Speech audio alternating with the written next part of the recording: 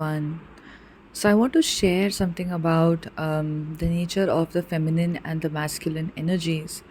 And I want to tell you that when it comes to making your union happen, when it comes to making any form of your union happen, for instance, contact, communication, or something like that, in the physical, to take action is not what an awakened divine feminine needs to do, because an awakened divine feminine is somebody who magnetizes.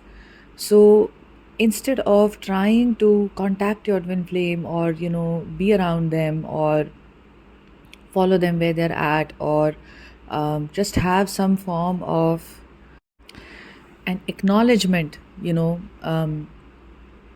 from them in the physical, you make yourself in such a way that the divine masculine is magnetized to you. Is it really possible for you to do this? Yes, absolutely, it is possible for you to do this. This is just how the universe works. It's literally like, um, you hold the power here, you hold the key here. And the feminine's magic is something which is intrinsic, which is felt at the level of the soul. For instance, when you move into the consciousness of who you are, when you move into a space of stillness within you, you move into a space of loving yourself, giving to yourself, making your life about yourself, doing things which are the best things for yourself, enjoying yourself. When you shift into all of this, it causes the universe to reward you in the same way. Other people also treat you exactly as you treat yourself. So if you see somebody is not nice to you or is being mean to you, you can start trying to see if it's really impacting you. Start seeing where are you not being nice to yourself. Or if it's just something that you can, at a point of time comes where you can clearly see that somebody else's behavior is just a reflection of where they are at in their lives. You just become this person with an inner knowing where you can see that, okay, if somebody is behaving in this way, if they're throwing a tantrum or whatever it is, you can start seeing that it is about their defense mechanisms, that they have in place to protect themselves. And it is their job and their responsibility to go within and heal that if they want to, if they consciously choose to do that. um, it's not up to you to be that empath who is always trying to manage other people's reactions, emotions, who's always trying to be responsible for what they are experiencing, or try to not have that boundaries with the emotions of other people. The point, however, is in your twin flame journey, it's really up to the divine masculine to take action towards you. You go back to your bubble love phase, or you go back to the time when your masculine was interested in talking to you. And how did that make you feel at the time when they put in the effort, they messaged you, they called you, they wanted to meet up? Didn't that feel right to you? Didn't that feel just good, like this is the right flow of energy from the masculine to the feminine? So that is always the right flow. And whenever the feminine opposes this flow, and she tries to be the one to take action for her divine masculine, like she's the one who's texting more, she's the one who's trying to make the connection work, even though the masculine is running away, or is trying to run away, or is confused or non-committal or whatever. When the feminine tries and makes it happen in the physical world, hey, what's wrong? Hey, are you all right? Or hey, you know what? I was thinking of you when this happened, when that happened. What do you receive from your divine masculine at that time? You literally receive no response, or you receive a very brief response, or you receive something which makes them very, very curt. It looks like they are very curt with you, they are very short with you. And this is what, you just ticked there. You're just thinking, what happened here? We were talking normally, then why has this happened? Simply because you went back into chasing energy. You went back into that energy where you went into your masculine energy, that I want to do this, I want to drive this connection, I want to make this happen. you know why are we not talking anymore? Let me make communication happen, let me make the union or reunion or some reconnection happen by doing all of these things. So this is what you end up doing.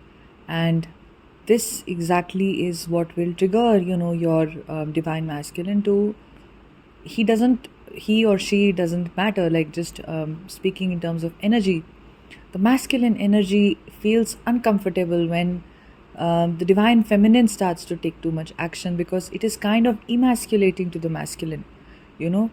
And I'm not using this word emasculation in like a common, sense where it is normally used in, but it is just a reversal of energies that doesn't float with your connection. It doesn't work.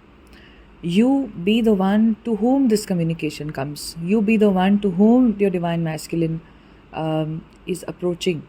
You don't approach them. That really imbalances the connection.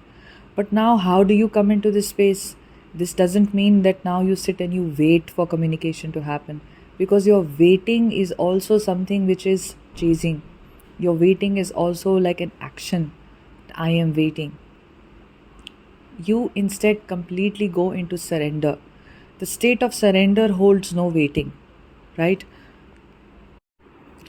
So, the state of surrender is a state wherein you are in a place of letting go, you are in a place of inner knowing, that inner knowing that it is happening, it's God's will, and whatever God is willing, whatever God thinks is right for me is happening. And you have created such a friendly relationship with your subconscious self, because why do I keep stressing on the subconscious self?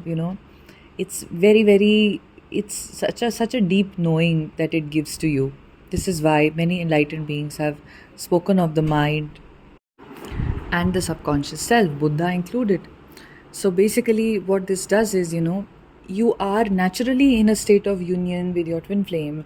What is keeping you apart is this ego, the ego that is repressed, the repressed emotion, the repressed, defense mechanisms that we have.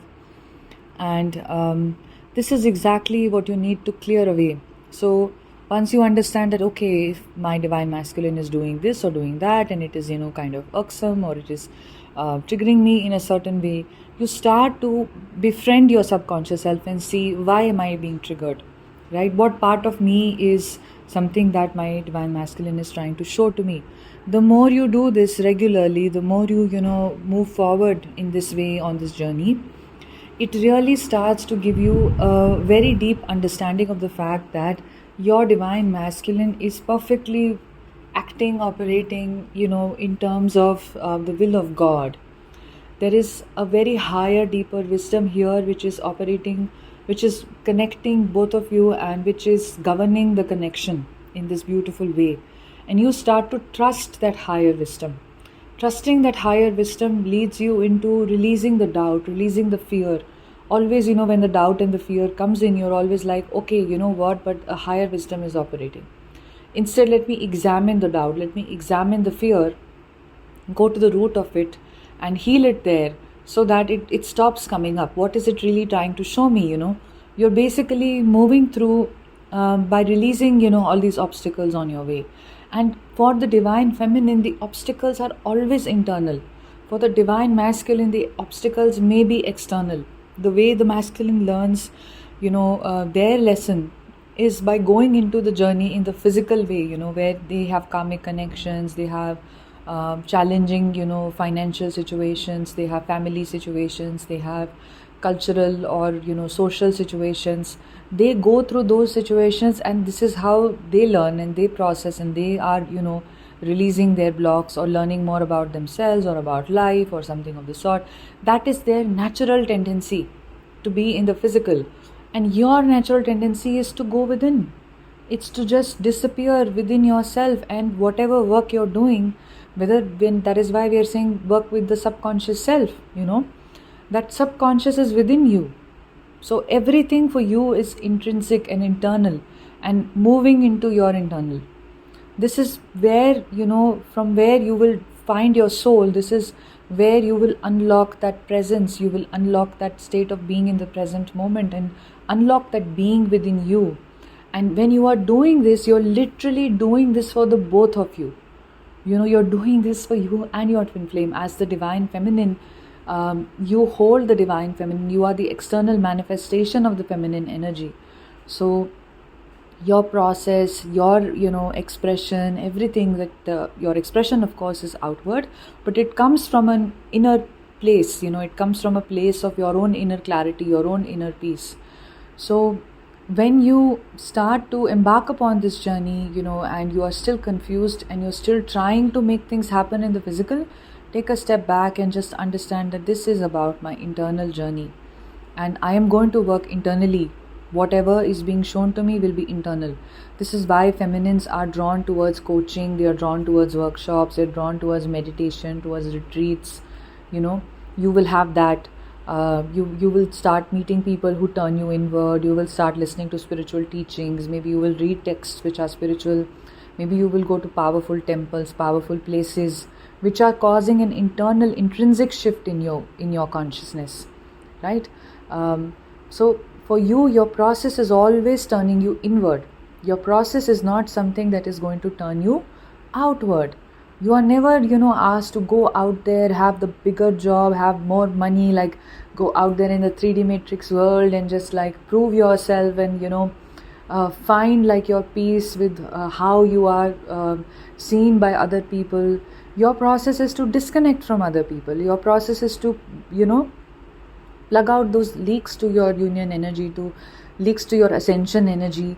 This is why divine feminine goes into isolation.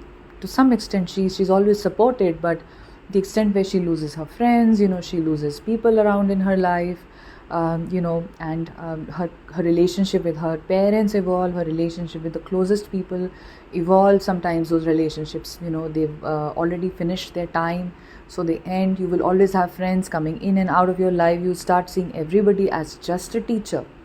Everyone who is triggering me is a teacher.